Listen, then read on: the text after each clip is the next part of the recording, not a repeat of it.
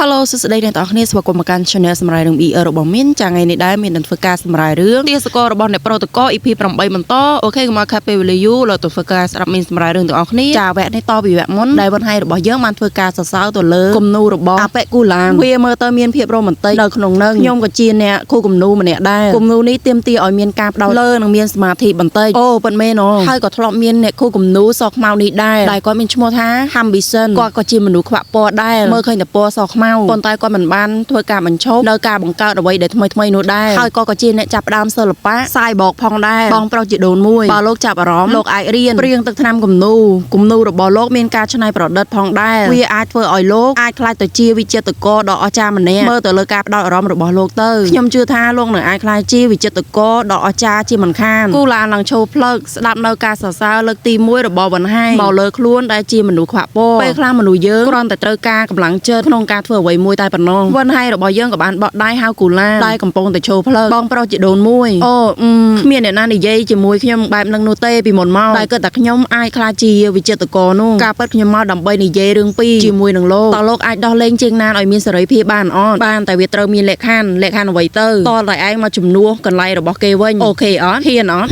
អ្នកណាទៅព្រមបដូរខ្លួនឯងដើម្បីទៅជួយគេនោះកុំគិតអ្វីដែលលើពីសមត្ថភាពរបស់ឯងអីគិតអញ្ចឹងអត់ហើយក៏បានទាញគំនូររបស់គាត់ទម្លាក់ចុះប្រុងដើរចេញទៅវណ្ណហៃក៏បាននិយាយហើយនៅមានរឿងមួយទៀតខ្ញុំដឹងចាំពួកយើងនិយាយពេលខ្ញុំត្រឡប់មកម្ដងទៀតហួយចៅរបស់យើងនេះចូលមើលគេឡើងមកឆ្អែតតែម្ដងមើលទៅត្រង់ជាប្រចានគេមិនទេដល់វណ្ណហៃរបស់យើងចូលមកដល់ខាងក្នុងប្រូនេះក៏បានអង្គុយចាំថាឲ្យគេតែម្ដងមើលទៅដូចជាឯងត្រូវគ្នាជាមួយនឹងគូឡានដល់ហើយអត់ទេវាមិនដូចជាអ្វីដែលលោកគិតនោះទេយើងគ្រាន់តែឈរនិយាយគ្នាពីរឿងគំនូរតែប៉ុណ្ណោះបានហើយឆាប់ចេញទៅគ្រាន់តែវណ្ណហៃរបស់យើងចេញបានទៅប្រហែលជំហានប្រូនេះក៏មានជាការឈឺពោះឈឺអីដើមមិនរួចវណ្ណហៃរបស់យើងនេះគ្រាន់តែឃើញគេភ្លាមក៏បានចូលទៅជួយលោកយ៉ាងម៉េចហើយមិនបាច់ទេលេងខ្ញុំទៅតែវណ្ណហៃរបស់យើងនេះខ្លាចណាស់ហ៊ានណាស់បានចាប់3កូនកំឡោះរបស់យើងទៅកាន់បន្ទប់តែម្ដងបើទោះបីជាកូនកំឡោះរបស់យើងបដិសេធយ៉ាងណាក៏ដោយសម្រាប់គូនេះយើងអត់ទាន់ដឹងថាអ្នកណាថប់អ្នកណាបនឆោមនោះទេអ្នកទាំងអស់គ្នាអាចទាយសាក់លោមើលបានចាបន្ទាប់ពី3គេមកដាក់លើពូកហើយគាត់នេះពិតជាធ្វើកូនបានតោះមែនកូនកំឡោះរបស់យើងនេះសំតែជាកូនកមុំវិញនោះទេឲ្យតែខឹងគេអាងអីតែកំភ្លៀងគេរហូតតែម្ដងវណ្ណហៃរបស់យើងនេះអត់ខឹងអត់ប្រកាន់អីក៏បានដើរទៅយកថ្នាំមកឲ្យគេលេបទៀតអស់ល្អត្រឹមវណ្ណហៃរបស់យើងហើយមនុស្សនេះអាគេវាធ្វើបាបហើយនៅតែមើលថែគេទៀតបើខ្ញុំវិញណាដឹងតែ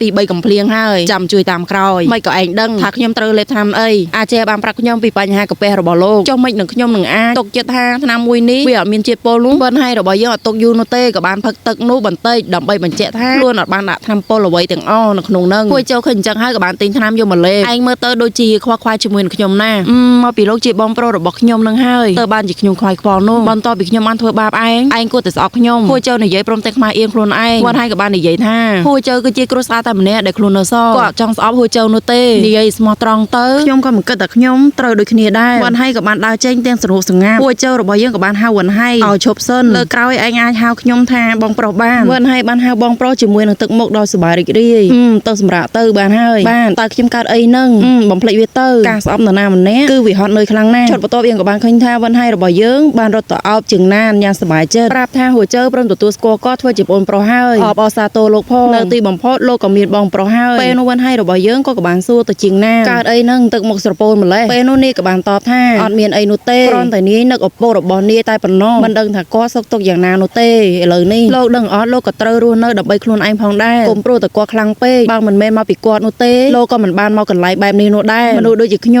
ំវាគ្មានពាក្យថាត្រូវយូរហើយវាដូចជាស្មៅដែលបានហោះអណ្ដែតទៅតាមខ្យល់ដែលបានហោះអណ្ដែតនៅលើមេឃឬនៅលើដីឬសំបីតែនៅក្នុងវាលភក់វាគ្មានជំរឿថាវានឹងហោះទៅដល់ទីណានោះទេវណ្ណហៃរបស់យើងក៏បានផ្ដល់កម្លាំងចិត្តប៉ុន្តែបើវាហោះទៅដល់ទីណាហើយវាក៏អាចនៅតែធំធាត់បានពិតមែនហើយចុះការស្វែងរករបស់លោកវិញយ៉ាងម៉េចដែរខ្ញុំពិតជាចង់កកាយរកការពិតណាស់ហើយខ្ញុំក៏ខ្លាចក្នុងការធ្វើវាផងដែរខ្ញុំខ្លាចការពិតវានឹងអាចពិបាកនឹងទទួលយកបានបើវាឈឺចាប់ខ្លាំងណាស់លោកប្រហែលជាព្រមប្រឡែងវាទៅខ្ញុំមិនអាចនោះទេខ្ញុំសង្ឃឹមថាវាមិនមែនជាគាត់ទៅចោលបើអញ្ចឹងខ្ញុំទៅបោកគក់សិនហើយអូខេហ្នឹងហើយអ្នកទាំងអស់គ្នាសម្រាប់ភាគនេះគឺថាបានមកដល់ទីបញ្ចប់ហើយអរគុណច្រើនបាយបាយ